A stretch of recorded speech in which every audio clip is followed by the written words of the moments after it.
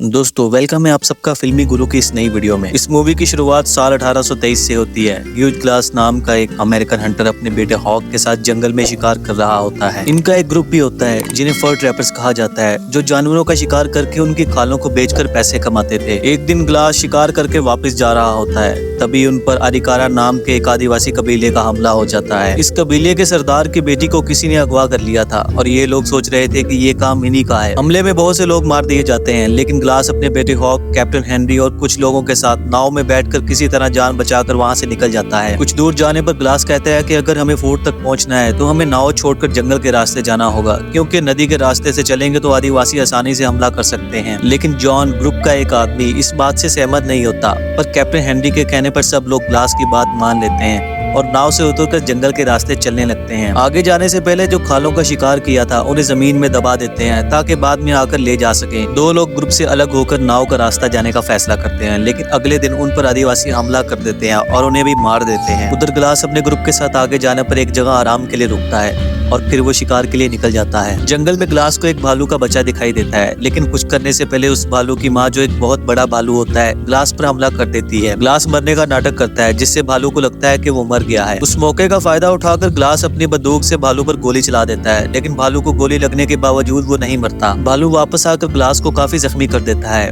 आखिर में ग्लास अपने चाकू से भालू को मार देता है। तभी ग्रुप के बाकी लोग भी वहाँ पहुँच जाते हैं। ग्लास की हालत काफी बुरी हो चुकी थी, भालू के हमले से वो काफी जख्मी हो चुका था और उन्हें लगता है कि वो ग्लास को लेके आगे नहीं बढ़ सकते। जॉन कहता है कि ग्लास को यही छोड़ना होगा, लेकिन कैप्टन हेनरी उसे मार नहीं सकते। ग्लास के साथ रहने के लिए एक इंसान चाहिए होता है जो उसके मरने तक उसका ख्याल रखे और बाद में उसे दफनाए। कैप्टन हेनरी इसके लिए $70 देने के लिए तैयार होता है। हॉक, जो ग्लास का बेटा होता है, कहता है कि ये मेरा पिता है, मुझे पैसे नहीं चाहिए, मैं ऐसे ही इनके साथ रुक जाऊंगा। जिम नाम का एक आदमी भी रुकने के लिए तैयार हो जाता है, लेकिन इन्हें तीसरा आदमी चाहिए होता है। तभी जॉन कहता है कि मैं भी इस काम के बदले पैसे लेकर यहाँ रुकने के लिए तैयार हूँ। बाकी लोग कैप्टन हेनरी के साथ आगे बढ़ जाते हैं और जिम शिकार करने चला जाता है। जॉन ग्लास के साथ वहीं रुक जाता है और उसके मरने का इंतजार करने लगता है, लेकिन ग्लास के जख्म गहरे होने के बावजूद उसमें जिंदा रहने की ताकत होती है और वो मरने के लिए तैयार नहीं होता। ये देखकर जॉन ग्लास को मारने की कोशिश करता है, लेकिन हॉक ये सब देख लेता है और जिम को बुलाने के लिए चिल्लाता है। जॉन हॉक पर चाकू से हमला कर देता है और उसे मारकर उसकी लाश को छुपा देता है। ग्लास अपने गले के जख्म की वजह से कुछ कह नहीं पाता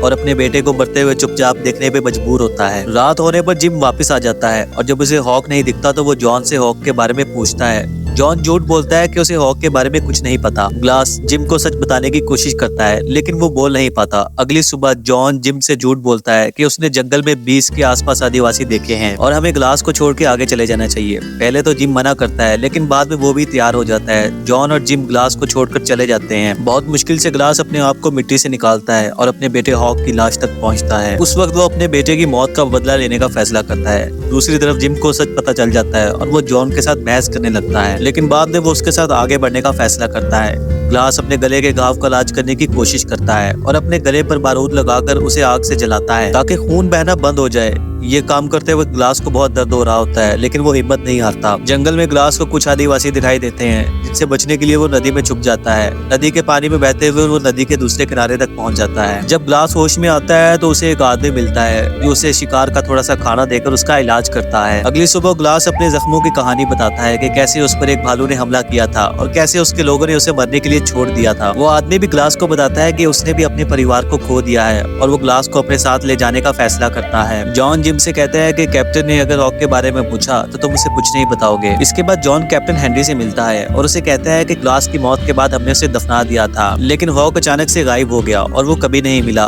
कैप्टन हेनरी ये सुनकर काफी दुखी होता है, जिसके बाद वो जॉन को उसके पैसे देता है, लेकिन वहीं जिम एक भी पैसा नहीं लेता और वहाँ से निकल जाता है। दूसरी तरफ वो आदमी और ग्लास अपनी जगह जा रहे होते हैं, तभी वहाँ पे एक तूफान आ जाता है। इसी बीच ग्लास वापस बेहोश हो जाता है। वो तूफान से बचने के लिए एक शेल्टर बनाता है और फिर वो ग्लास के घावों का इलाज करता है। ग्लास को नींद में अपने अतीत के कुछ पल याद आते हैं, जहाँ उसका परिवार दिखाया जाता है जो मर चुका था। जब ग्लास को होश आता है तो उसे वो आदमी आसपास कहीं दिखाई नहीं देता, लेकिन तभी ग्लास को एक पेड़ से लटकी हुई उस आदमी की लाश दिखाई देती देती है। इसी बीच ग्लास की नजर कुछ फ्रेंच शिकारियों पे पड़ती है जिन्होंने एक आदिवासी सरदार की बेटी को अगवा किया होता है। ग्लास उनके कबीले में घुस जाता है जहाँ शिकारियों को सरदार कबीले की बेटी के साथ बदतमीजी कर रहा होता है। ये उससे बचा लेता है, तभी आदिवासी वहाँ आ जाते हैं जो फ्रेंच शिकारियों के साथ लड़ना शुरू हो जाते हैं। इसी बीच ग्लास घोड़ा लेकर वहाँ से भाग जाता है, लेकिन उसकी बोतल जो कभी हॉक की थी वहाँ गिर जाती है। रात हो चुकी थी इसलिए ग्लास एक जगह पर रुक जाता है। सुबह होती है और फिर ग्लास पर आदिवासी हमला कर देते हैं। ग्लास अपने घोड़े पर बैठकर भागने लगता है, लेकिन एक खाई में गिर जाता है जिससे उसके घोड़े की मौत हो जाती है। लेकिन ग्लास बच जाता है क्योंकि वो पेड़ों से टकराकर नीचे गिरा था। ठंड से बचने के लिए ग्लास घोड़े के पेट को काटकर उसके अंदर लेट जाता है और वहीं पे रात गुजारता है। अगले दिन एक फ्रेंच शिकारी आता है जो कैप्टन हेनरी से मिलता है और कहता है कि आदिवासियों ने हमला कर दिया है और हमले में सिर्फ मैं ही जिंदा बचा हूँ। तब जिम की नजर उस आदमी की उस बोतल पर पड़ती है जो कभी हॉक के पास थी। ये देखकर उन्हें लगता है कि शायद हॉक जिंदा है। कैप्टन हेनरी अपने लोगों के साथ हॉक को ढूंढने के लिए निकलता है, लेकिन हॉक कहीं नहीं मिलता। फिर तभी उन्हें ग्लास मिलता है और वो कैप्टन हेनरी को सारी बातें बताता है कि कैसे जॉन ने हॉक को मारा। कैप्टन हेनरी जिम को गिरफ्तार करने का हुक्म देता है, लेकिन ग्लास कहता है कि जिम को हॉक के मौत के बारे में कुछ नहीं पता। कैप्टन हेनरी वापस अपने फोर्ट आता है, लेकिन तब तक जॉन कैप्टन हेनरी के पैसे लेकर भाग चुका होता है। ग्लास और कैप्टन हेनरी अपना बदला लेने के लिए निकल पड़ते हैं, लेकिन कैप्टन हेनरी और ग्लास अलग अलग हो जाते हैं। जॉन कैप्टन हेनरी को दिखाई देता है और अपनी बंदूक से कैप्टन को मार देता है। गोलियों की आवाज सुनकर ग्लास वहाँ पहुँचता है और कैप्टन की लाश को अपने घोड़े पर रखकर आगे बढ़ता है। जॉन पेड़ों के पीछे छुपा होता है और ग्लास पर गोली चलाता है, लेकिन जब जॉन लाश को देखने आता है तो पता चलता है कि वो कैप्टन हेनरी की लाश है। ग्लास ने एक चाल चली थी जहाँ उसने लाश को सामने बिठा दिया था और खुद घोड़े पे पीछे लाश बन के लेटा हुआ था। ग्लास जॉन पर गोली चलाता है, लेकिन जॉन भाग जाता है। ग्लास उसे एक नदी के पास ढूंढ लेता है और दोनों के बीच में काफी लड़ाई होती है। ग्लास जॉन को मारने ही वाला होता है कि तभी वहाँ उसे आदिवासी दिख जाते हैं और ग्लास को फिर उस आदमी की बात याद आती है कि बदला लेना ऊपर वाले के हाथ में होता है। ग्लास जॉन को नदी में फेंक देता है जिसे आदिवासी पकड़कर मार देते हैं और जॉन को आदिवासियों के हाथ बहुत बुरी मौत मिलती है। आदिवासियों को उनकी बेटी वापस मिल जाती है और वो ग्लास को जाने देते हैं। ग्लास वापस अपनी राह पर निकल पड़ता है। जब वो जा रहा होता है तो उसे अपनी पत्नी की आत्मा दिखाई देती है और यहाँ पर मूवी खत्म हो जाती है। दोस्तों, उम्मीद करता हूँ आपको ये एक्सप्लेनेशन पसंद आई होगी। आपसे रिक्वेस्ट है कि फिल्मी गुरु की इस वीडियो को लाइक करें और चैनल को सब्सक्राइब कर लें ताकि ऐसी और भी इंटरेस्टिंग वीडियोस आपको देखने के लिए मिले। तो मिलते हैं अगली वीडियो में, तब तक गुड बाय।